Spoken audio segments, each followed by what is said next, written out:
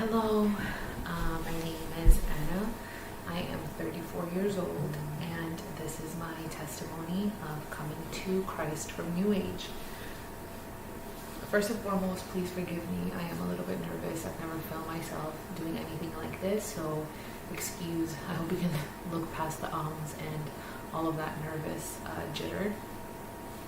Also, forgive me for this low quality video. I have been trying to film this on my phone and other computers, and for some reason, like, the enemy's so big. He's just trying not to make this happen. But even if it has to be in a low quality video, like, it's going to happen. Because y'all, the amount of things that have been happening, every time I go and I try to film, like, random people are calling me. They need, like, it's just never. Anyways, that's 1 minute into my intro with pointless things that I'm saying now. But yeah, so anyways, my testimony coming from New Age to being saved in Christ. So where to begin? Back in 2010, I was knee deep. Actually, that's when I started getting into a lot of spiritual work. As a child, I had been very inquisitive, very, just asking questions, having a lot of existential crises, like, why isn't anybody questioning, why we're here? Mundane things don't matter.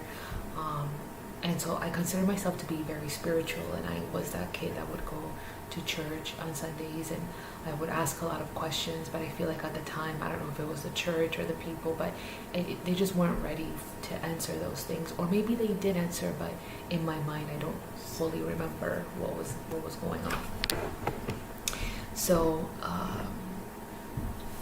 fast forward, I feel like there was this big push for New Age, experiential spirituality, which kind of made Christianity seem a bit outdated, and it made us feel more, not feel, but like it pushed to have this narrative that you could empower yourself through, being your own God, essentially, and experiencing, a newfound empowerment and self-healing, and looking back at trauma differently, and, as women, like, oh, we are goddesses, and so many different things, like, really spoke to me. So I was like, you know what, this really resonates. 2010 was a time that was very difficult for me, for a lot of different reasons, and I'm not going to get into all of that because we'll be here talking for like a whole hour. It's not a therapy session, Anna. But I was very depressed and just going through a lot. So a friend of mine, a college roommate, invited me to take a Reiki healing session. And so I went to the healing session, and this person was using their hands to heal me, and I don't know, maybe it was the warm touch, just something that really called out to me. And so I ended up booking a second session because I'm like, this is the greatest thing ever. And one thing led to another, and that person invited me to something else. And so I caught myself, like, okay, looking into astrology, and looking into the Reiki, and looking into numerology, and so many other things that, even previously I had been afraid to do, such as tarot, because I was like, wow, like, that is way too much for me. But it was explained to me differently, like, hey, there's universal laws, and what you're doing is this. And so y'all know the enemy loves to, grab things and like repackage them very nicely so that we don't believe that bad exists. Like, there is no sin, there is no bad, it's just however you perceive it. So not only did I use a lot of these things for myself to try to self-heal, to empower myself, but I also began to take a lot of courses and classes so that I could start teaching these things to people around me. So very quickly, people in my circles began to know me as, that person with the crystals, with the cards, with all of those things, hosting events, going to trade shows, and then, just kind of growing within that community, through my courses, because like I said, I actually went to school for these things. Through my courses, I also began to have a team of people that I would work with, and we would all do a lot of things. And so as I grew in these gifts, spiritual gifts, one of the more prominent ones that I'll be talking about today was mediumship. So with mediumship, I would work with some of my teachers, and so when they would do things like regressions, or they would do different practices, they would call me so I could come on board, and I would kind of mediate some of these things, because that was a sensitivity that I had. So fast forwarding, like I said, I had a big clientele, and I was working with people from in other countries and things like that. And so I believe this was in 2019, before COVID hit. This was during December, I remember. I had a week of regressions that we had booked to do together, and one day I was going into my day job, because I was still working a day job. I had a job in sales. I woke up that day in cold sweats, and I felt a lot of anxiety about this session. I did not know why. Usually I would wake up feeling kind of excited. As a disclaimer, in my personal life, even though I was doing this line of work and I was helping heal other people, I needed a lot of healing still. Like, I was very depressed. I was in a dead-end relationship. I was struggling with a lot of things, and so I find that maybe that window kind of gave me a false sense of empowerment, and so I called my teacher and I said, you know what, I think we should reschedule, because I'm not feeling good. I don't know if I'm coming down with a cold or something, but I think that we should reschedule the session. My teacher went ahead and said, no, you know what, we made this commitment. Don't worry about it. Like, what is your fear? And I said, I don't feel good, but I have a lot of anxiety for some reason. And she's like, listen, we have the crystals, we have the water behind the door, we have the incense, we have the clearing, we have the cards, we have so many things that are going to allow us to feel protected. And I'm here with you, like, you're not alone. And so I said, you know what, I did make this commitment, let me just follow through. And so I went ahead and did that. I left my job and I drove over to her place, and when I got there and I saw the client, like, I just felt uneasy. I can't pinpoint exactly why, but I just felt uneasy. So we go inside and we start the session, and this was to be a life regression. I don't know if I mentioned that, but we start the session, and very quickly I began to realize that things were not good with this person. Why did I feel that way? Well, first and foremost, as this person is describing what they're going through, as we're hypnotizing them into the session, they start describing this thing. I don't want to go too into detail with it, because I don't want to distract from the point of this video, but what I will say is that there's ways that people, once they're hypnotized or in that state, like, they will know that something is with them, right? The same way that there's good spirits, there's bad spirits, and this wasn't something that I was prepared for. I knew that there were bad spirits, but I can't really say that I had dealt with something like this before. So as she's describing this, the whole room also starts to change. The candles that were lit went out. It was just a whole scene, right? And so my teacher, who was with me, also realized that, and we both looked at each other and said, okay, like, Something's not right. So we, she had told me prior to this that she was not in the line of work of doing exorcisms, that if we were to be doing something with a client and that they had an entity with them, that we would have to de-escalate, bring them back, and then just send them off on their way to figure something out, because it wasn't something that we were going to expose ourselves to. So I knew that that's what she had mentioned to me. However, now that it was really happening,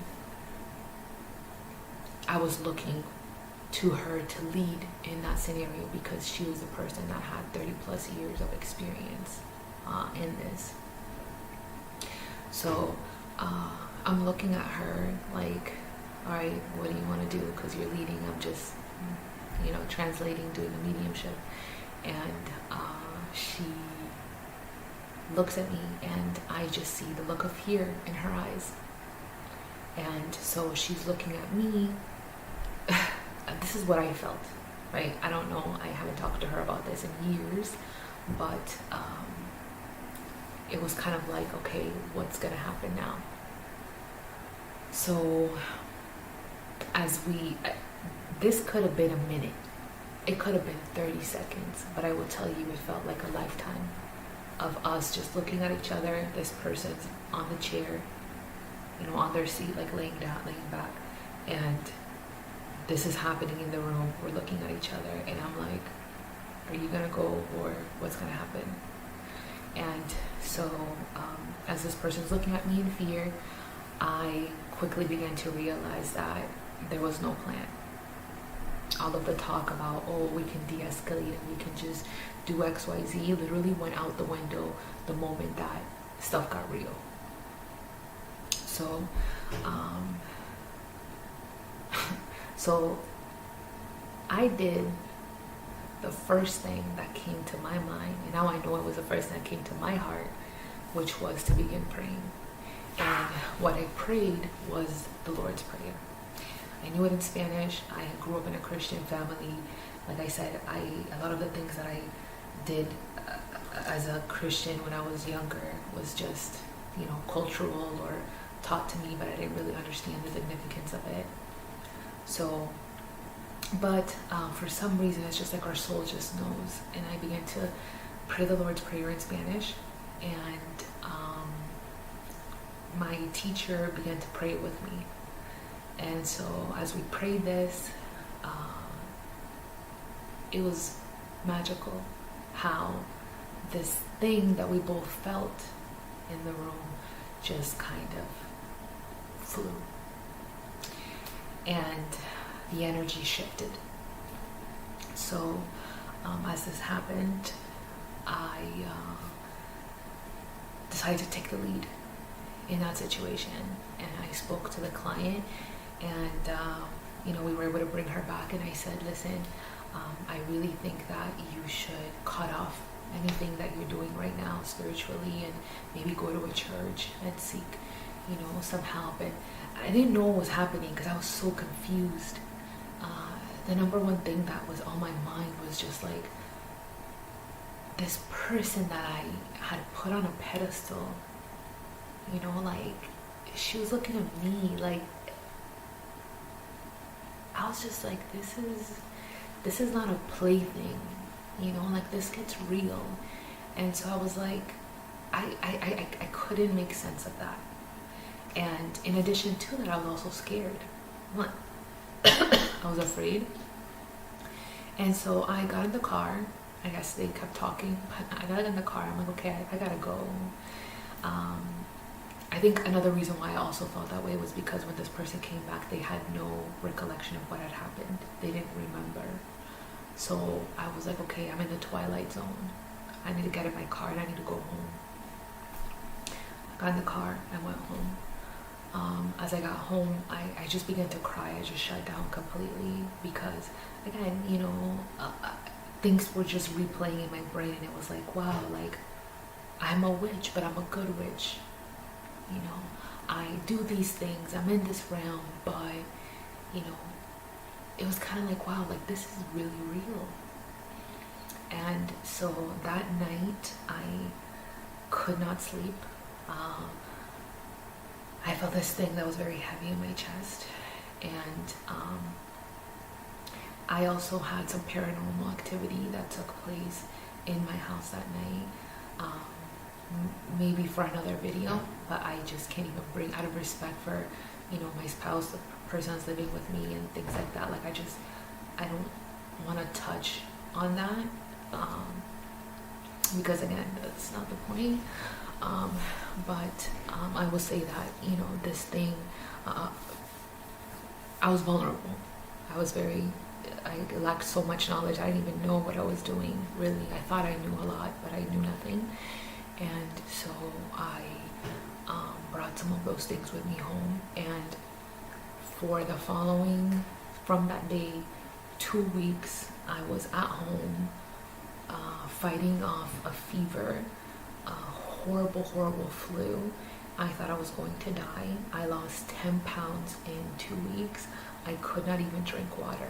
I was literally, like, when I talk about this, I just say, y'all, I was fighting for my life. It wasn't just a flu. Like, it was spiritual warfare is what it feels like it was. So I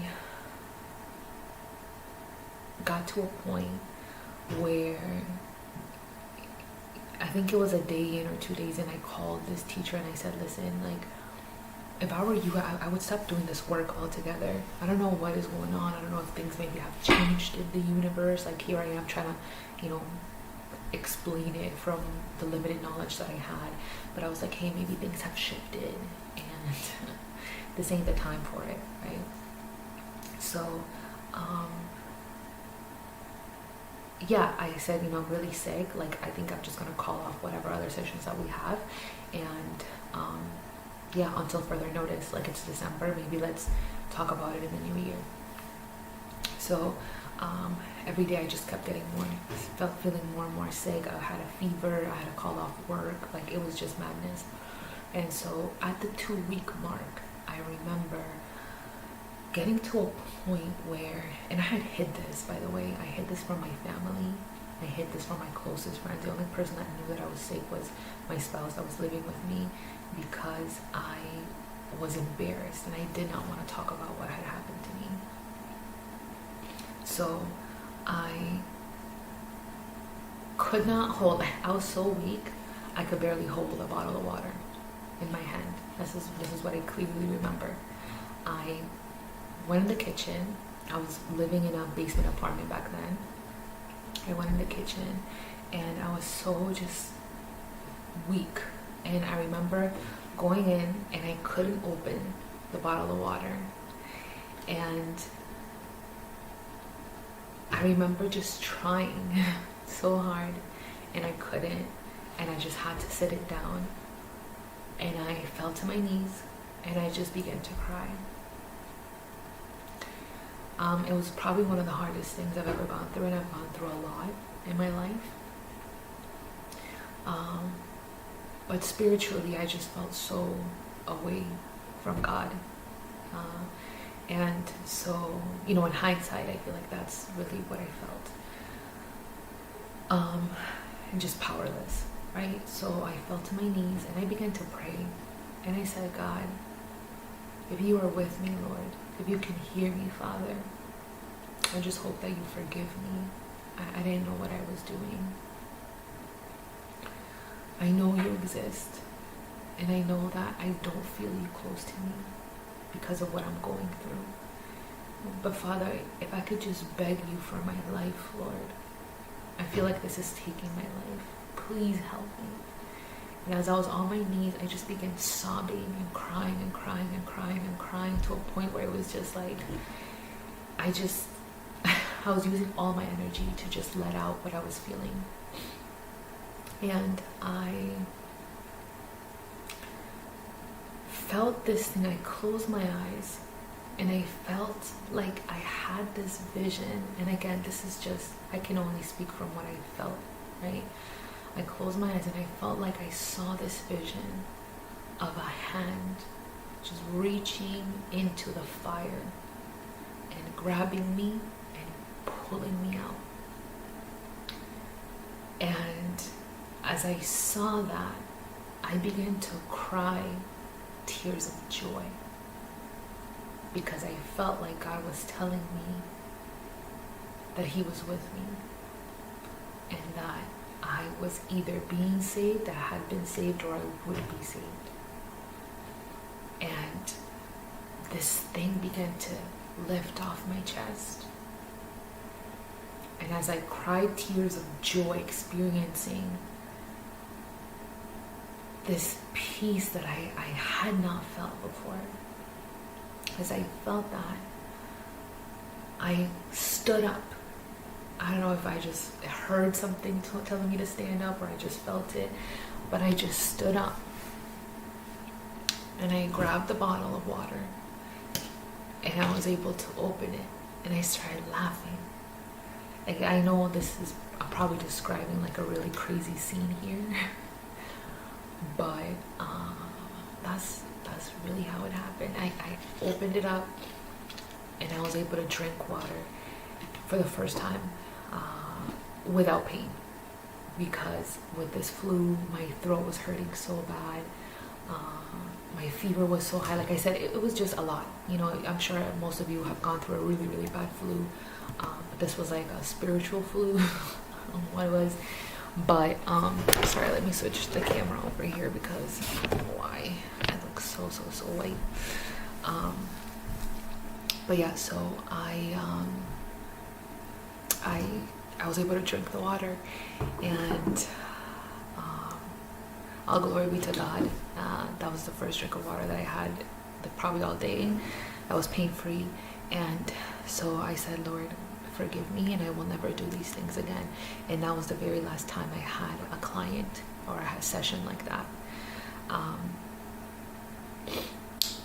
After that, I started to get better. I got back into work. And then as the new year approached, I said to my teacher, I'm done with this work.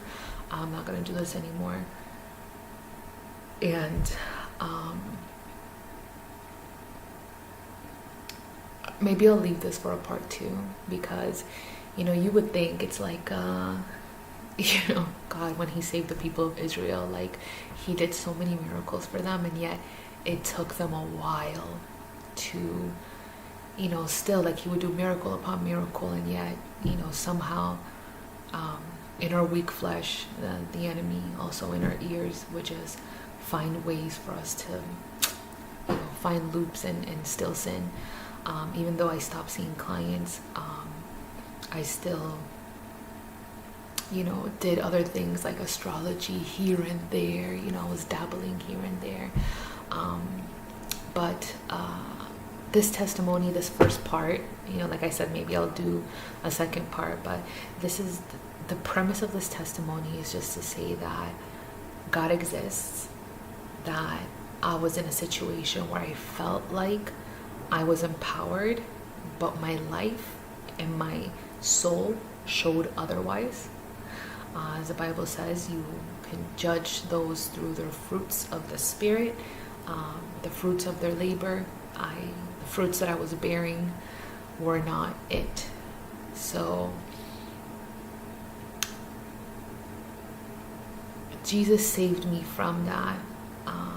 Today, looking back on it, as I see a lot of people that are still in that industry, I see, from a loving place, because I'm not judging them, and I pray and hope that, I can share this testimony with them, and that they can know, as I began to disassociate and, get away from all of that and find my way to Christ. They're kind of like, what is going on? But it's not a game. It's not a, it's real. It gets real. And for those of you who have been able to experience the realness of it, hopefully it has drawn you to Christ. And for those of you who have not experienced the realness, know it's right around the corner. So anyways, this, I pray that it empowers some of you to just see that, my biggest lesson in that was I was doing all of these things to experience God.